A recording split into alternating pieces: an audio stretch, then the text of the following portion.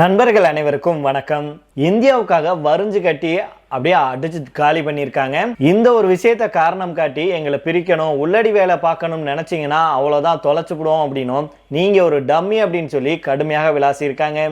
அது யாரு என்ன அப்படிங்கிற பத்தியும், அதே போல பாத்தீங்கன்னா உலக வரலாற்றில் இப்படி நடந்ததே இல்லை நண்பர்களே. ரஷ்யா கூட சேர்ந்து சீனா செஞ்ச சம்பவம் தான் இப்போ பேசும் பொருளாக இருக்கு. அப்படி என்ன செஞ்சிருக்காங்க அப்படிங்கிறத நாம் இந்த வீடியோவில் தெரிஞ்சுக்கலாம். அதை தொடர்ந்து பார்த்தீங்கன்னா தலைநகரை நோக்கி பாய்ந்த ஏவுகணைகள் கடும் பதற்றம் ஏற்பட்டிருக்கு. இதை பற்றி நாம் இந்த வீடியோவில் தெரிஞ்சுக்க போகிறோம். அதுக்கு முன்னாடி நம்முடைய சேனலை சப்ஸ்கிரைப் பண்ணாமல் பார்க்குறீங்கன்னா மறக்காமல் சப்ஸ்கிரைப் பண்ணிக்கோங்க. புதுசாக நம்முடைய வீடியோ பார்த்துட்டு இருக்கீங்கன்னா கீழே இருக்கும் சப்ஸ்கிரைப் பட்டன் தட்டி அந்த பெல் ஐக்கானை கிளிக் பண்ணிக்கோங்க.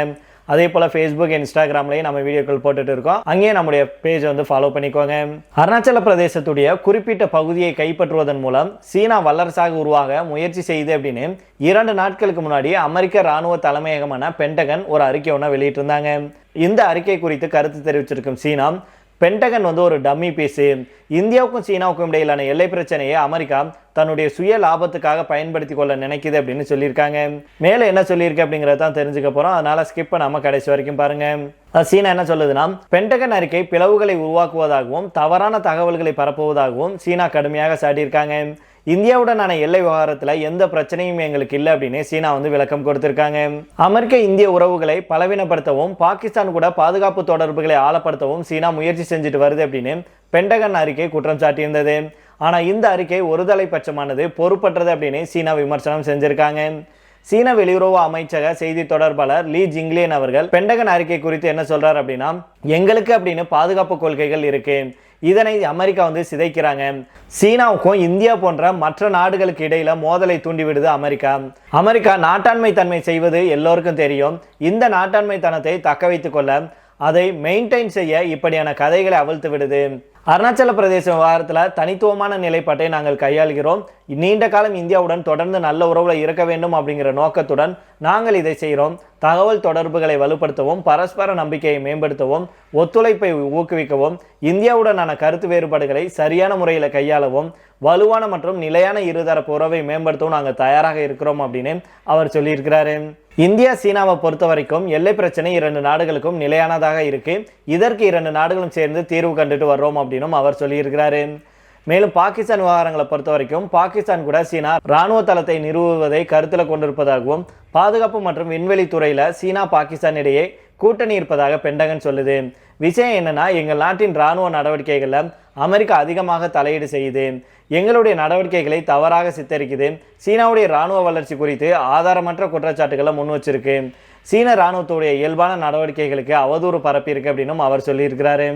அதே போல சீனாவை பற்றி அமெரிக்கா குற்றம் சொல்வதற்கு தகுதியான நாடே கிடையாது. உலகின் மிக கொடூரமான போர்களில் அமெரிக்கா ஈடுபட்டிருக்கு. எந்த காரணமுமே இல்லாம லட்சக்கணக்கான அப்பாவி பொதுமக்கள் இந்த போர்ல கொல்லப்பட்டிருக்காங்க. அப்பேற்பட்ட நாடு சீனா கிட்ட எல்லாம் ஜாக்கிரதையா இருங்க அப்படின்னு சொல்றது வேடிக்கையானது. ஆட்டுக்குட்டிக்காக ஓனாய் கண்ணீர் வடிப்பதை போன்று இருக்கிறது அப்படின்னு அரசியல் வல்லுநர்கள் அமெரிக்காவை பார்த்து இப்போ கிண்டல் செய்ய ஆரம்பிச்சிருக்காங்க. அதனால இந்த ஒரு விஷயத்தை பயன்படுத்தி இந்தியாவுக்கும் சீனாவுக்கும் இடையே ஒரு பிளவு ஏற்படுத்தலாம், விரிசலை ஏற்படுத்தலாம் அப்படின்னு நினைச்சிங்கன்னா அது ஒருபோதும் நடக்காது. இனி அந்த காலம்லாம் மலையேறிடுச்சு. இனி இந்தியா கூட நாங்கள் ஒரு நல்ல உறவை பேணுக்காக்கிறதுக்கும், இந்தியா கூட ஒரு நல்ல சகோதரத்துவத்தை நாங்கள் பேணவும் முயற்சி செஞ்சுட்டு வர்றோம். அதுக்கான வேலையெல்லாம் நாங்கள் செஞ்சுட்டு இருக்கிறோம். இந்தியா என்ன கோரிக்கை வைக்கிறாங்களோ அதற்கேற்ப நாங்கள் எங்களால் முடிஞ்ச பெஸ்ட்டை அவங்களுக்கு கொடுத்து இறங்கி வர்றதுக்கு நாங்கள் தயாராக இருக்கிறோம். அதே போல் சீனா, இந்தியா, ரஷ்யா இந்த 3 நாடுகளும் சேர்ந்து இனி பல வேலைகளை செய்ய போறாங்க. அதெல்லாம் பார்க்கறதுக்கு அமெரிக்க அதிபர் ட்ரம்ப் அவர்கள் கொஞ்சம் வெயிட் பண்ணி பார்க்கணும். எங்கே சீனா, ரஷ்யா, இந்தியா 3 ஒன்று சேர்ந்துட்டாங்கன்னா நம்மளால ஒன்றும் பண்ண முடியாது. ஒரு நாட்டை நம்ம எதிர்க்கிறதுக்கே ரொம்பவுமே கஷ்டப்பட வேண்டியிருக்கும். இப்போ 3 நாடுகளும் சேர்ந்தாங்கன்னா, அதுவும் பவர்ஃபுல்லான நாடுகள் 3 சேர்ந்துச்சுன்னா ஒன்றுமே பண்ண முடியாது அப்படின்னு தான் எப்படியாவது இந்தியாவுக்கும் சீனாவுக்கும் பிரச்சனை உண்டாக்கலாம்னு பார்க்குறாங்க. ஏற்கனவே இந்திய ரஷ்யாவை வச்சு வரியை போடுறேன், அதை போடுறேன்னு சொல்லி மிரட்டி ரஷ்யா கிட்ட இருந்து இந்தியாவை பிரிக்கலாம்னு நினைச்சாரு ட்ரம்ப் அவர்கள். ஆனால் அதுவும் நடக்கலை. இந்தியா ஸ்ட்ராங்காக அவங்க நாட்டுக்கு என்ன தேவையோ அதை செஞ்சுட்டு இருக்காங்க.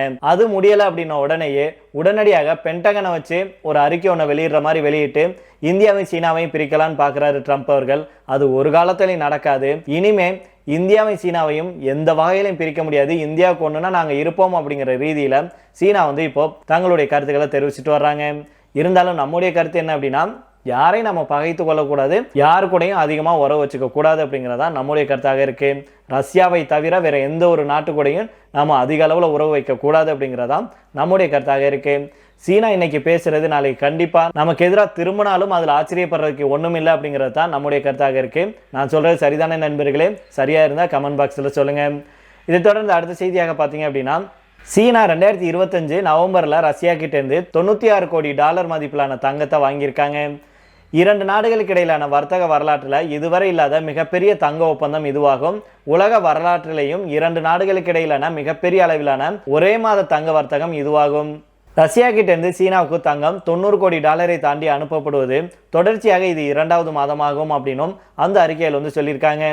அக்டோபர்ல ரஷ்ய தங்கத்தின் ஏற்றுமதி $93 கோடி மதிப்பிடப்பட்டிருக்கு.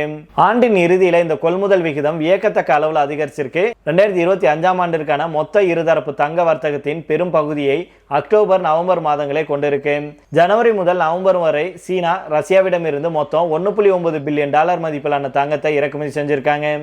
இது கடந்த ஆண்டின் இதே காலகட்டத்தில் $22 கோடி வாங்கியதை விட ஏறக்குறைய 9 மடங்கு அதிகம் அப்படின்னு சொல்லியிருக்காங்க. அமெரிக்க டாலரை சார்ந்திருக்கிறத குறைக்கும் நோக்கத்தில் சீனா தன்னுடைய தங்க இருப்புகளை அதிகரிக்கும் கொள்கையை தீவிரப்படுத்துவதாலேயே இந்த கொள்முதலில் இவ்வளவு பெரிய அதிகரிப்பு ஏற்பட்டிருக்கு அப்படின்னு சொல்லியிருக்காங்க.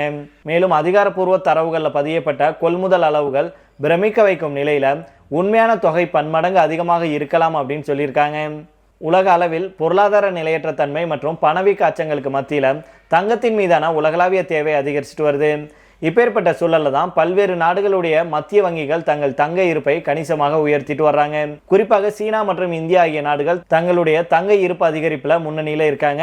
இரண்டு நாடுகளும் தங்கத்தை வாங்கி குவிச்சிட்டு வர்றாங்க.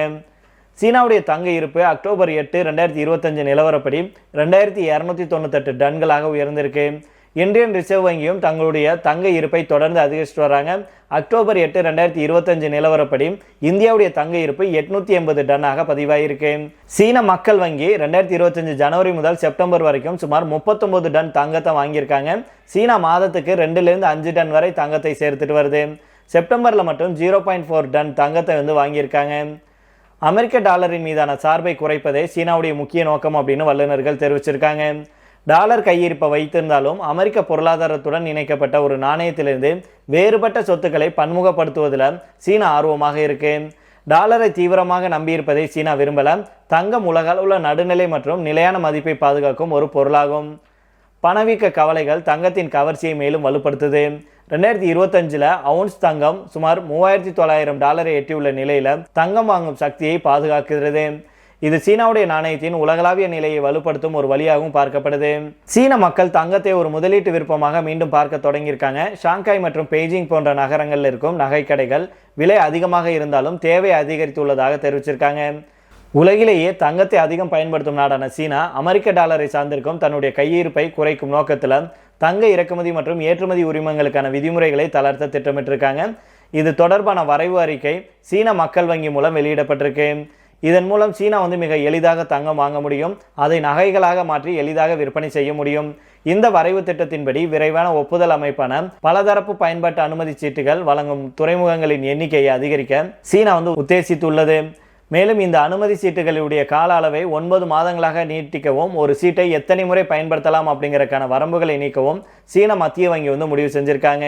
இதை தொடர்ந்து கடைசியாக பார்த்தோம் அப்படின்னா, யுக்ரைன் தலைநகரான கிவ் நகரம் இன்னைக்கு காலையில ரஷ்யாவுடைய பெரும் ஏவுகணை தாக்குதலுக்கு உள்ளாயிருக்கு. இதனால நகரின் முக்கிய பகுதியில் பலத்த குண்டுவெடிப்பு ஒலியுடன் மக்கள் எழுந்திருக்காங்க.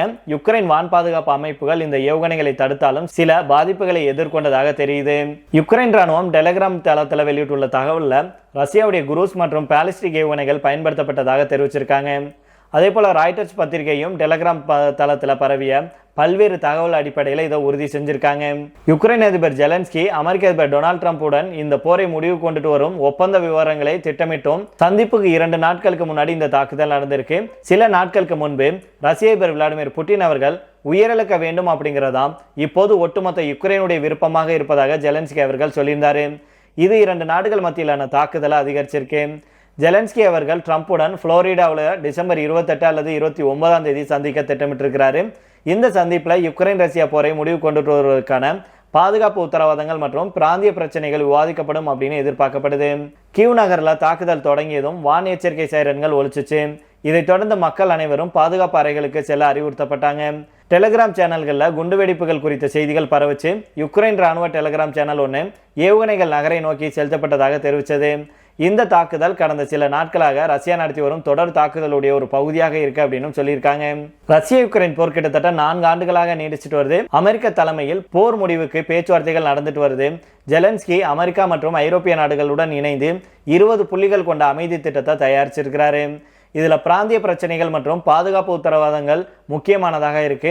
ரஷ்யா இந்த திட்டத்தை ஏற்குமா அப்படிங்கிறது கேள்விக்குறியாக இருக்கு. அதனால பொறுத்து பார்ப்போம். இப்போ இதோட நம்ம இந்த வீடியோ முடித்துக் கொள்ளலாம். இதே பற்றி உங்களுடைய கருத்துக்களை கீழே உள்ள கமெண்ட் பாக்ஸில் சொல்லுங்க. மீண்டும் நாளை வேற ஒரு செய்திகளுடன் உங்களை சந்திக்கிறேன். நன்றி, வணக்கம்.